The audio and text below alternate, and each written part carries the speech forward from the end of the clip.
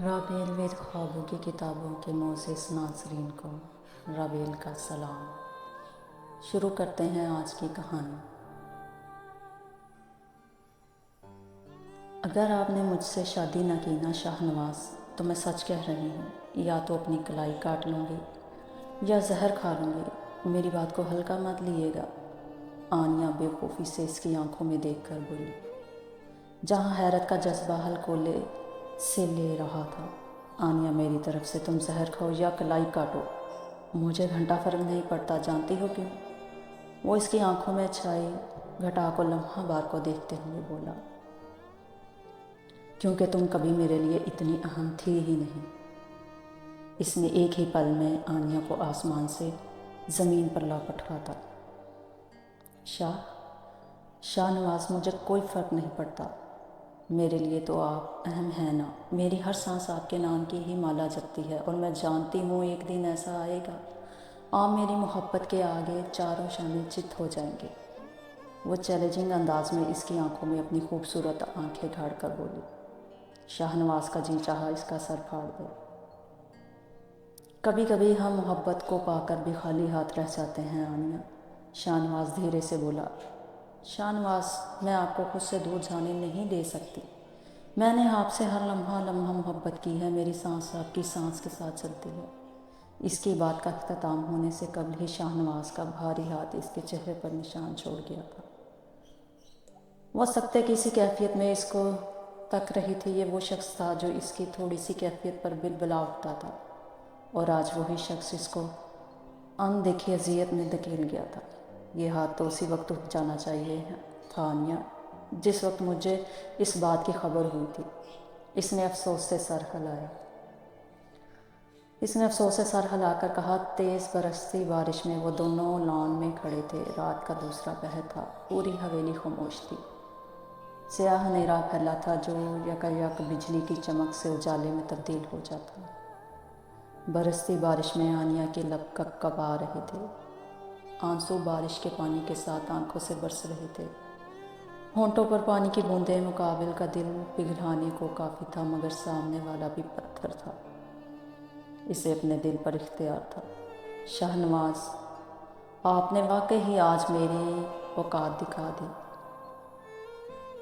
جس کی ماں ہی اس کو بچپن میں چھوڑ کر کہیں بھاگ جائے، اس کو زمانہ ہی کیا حویلی والے بھی قبول نہیں کرتے۔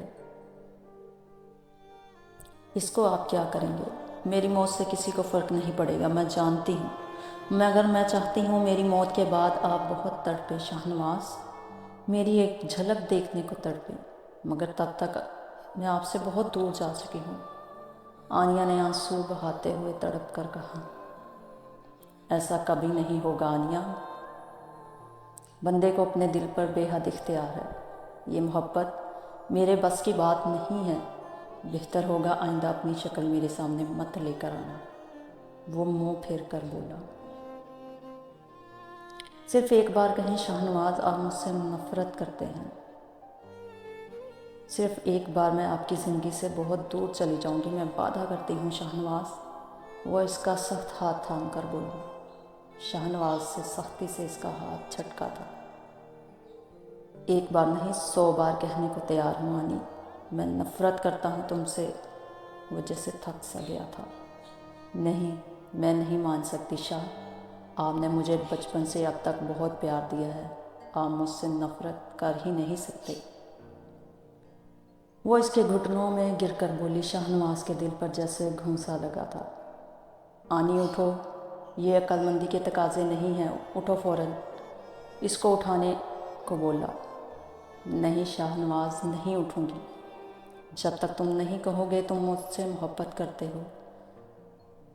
وہ سارے انکار میں ہلا کر بولی۔ آنیا اٹھو، وہ سختی سے بولا۔ اس نے شکایتی نظروں سے شاہ نواز کو دیکھا اور کھڑی ہو گئی۔ انشاءاللہ کل تک آپ کو میری موت کی خبر ملے گی، آنیا نے آنسو صاف کرتے کہا۔ اگر تم نے ایسا کیا تو مجھ سے برا کوئی نہیں ہوگا آنیا، شاہ نواز نے اس کو وارننگ دیتے ہوئے کہا۔ آپ سے برا کوئی ہے بھی نہیں شاہ، وہ چلا کر کہتی اندر بھاگ گئی۔ یا اللہ، میں اس لڑکی کا کیا کروں؟ وہ وہیں رکے بینچ پر سر ہاتھوں میں تھام کر بولا، آنکھوں میں آنسو امٹتے آ رہے تھے۔ اس کی شادی ہو رہی تھی اور آنیہ آج اس پر وہ حقیقت آشکار کر رہی تھی جو جانے پچھلے 4 سالوں سے شاہ نواز کو معلوم تھی۔ وہ اس سچائی سے منہ چھپانا چاہتا تھا مگر آج وہ سامنے آ گئی تھی۔ اگر آنی کو کچھ ہو گیا تو اس سے آگے وہ کچھ سوچ ہی نہیں سکا اور بھاگا ہوا اس کے کمرے کی طرف بڑھا جو نسبتاً الگ جگہ پر تھا۔ حویلی میں رہنے والا کوئی بھی اس کو پسند نہیں کرتا تھا۔ وجہ اس کی ولادت کے بعد اس کی ماں کا حویلی چھوڑ کر چلے جانا تھا۔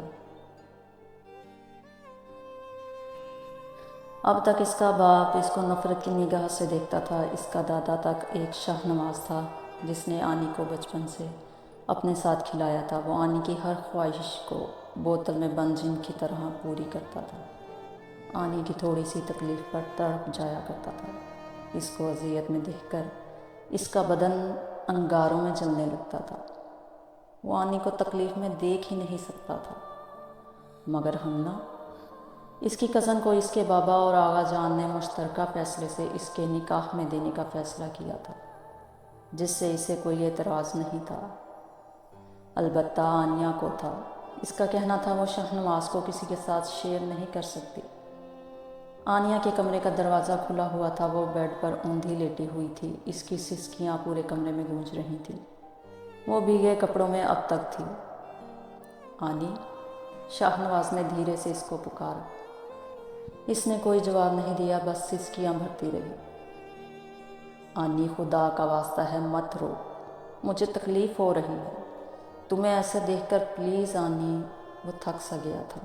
اس کی وجہ بھی آپ ہیں شاہ نواز، آپ جانتے ہیں آنی کے لیے سوائے آپ کے کوئی اہمیت نہیں رکھتا۔ آنی آپ کے بغیر مر جائے گی، جانتے ہیں آپ۔ وہ بے حد رو رہی تھی۔ آنی اٹھو، کپڑے چینج کرو، بخار ہو جائے گا تمہیں، اس نے یکسر اس کی بات کو نظر انداز کر کے کہا۔ مرنے دے مجھے۔ آپ ہمنا کے ساتھ خواب دیکھے مگر آنیہ کی میت اور ہمنا کی ڈولی اٹھے گی اسی دن، یاد رکھیے گا۔ اس نے انگلی اٹھا کر اس کو وارن کیا۔ آنیہ، میری برداشت مت آزماؤ، خدا کا واسطہ ہے۔ وہ باقاعدہ ہاتھ جوڑ کر بولا۔ آنیہ تڑپ سی گئی اور فوراً اس کے ہاتھ اپنے ہاتھوں میں لے لیے۔ نہیں شاہ نواز، میں آپ کی برداشت نہیں آزما رہی، میں سچ کہہ رہی ہوں۔ شاہ نواز، میں آپ کے بغیر مر جاؤں گی، میرا یقین کریں پلیز۔ وہ اس کے ہاتھوں پر اپنا سر رکھ کر بے تحاشا رو دی۔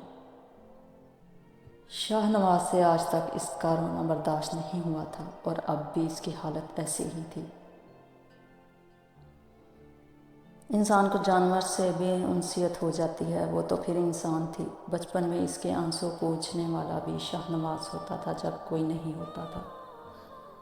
بچپن میں رونے کے لیے اپنا کندھا دینے والا بھی شاہ نواز ہوتا تھا جب کوئی نہیں ہوتا تھا۔ شاہ نواز گڑیا کہتے تھے نا مجھے، تو آپ میری ذرا سی تکلیف پر تڑپ جایا کرتے تھے نا۔ آپ تو جواب میں تکلیف سے گزر رہی ہوں کہ آپ وہ نہیں دیکھ رہے، وہ تکلیف سے بولی۔ شاہ نواز نے نگاہیں چرا لیں۔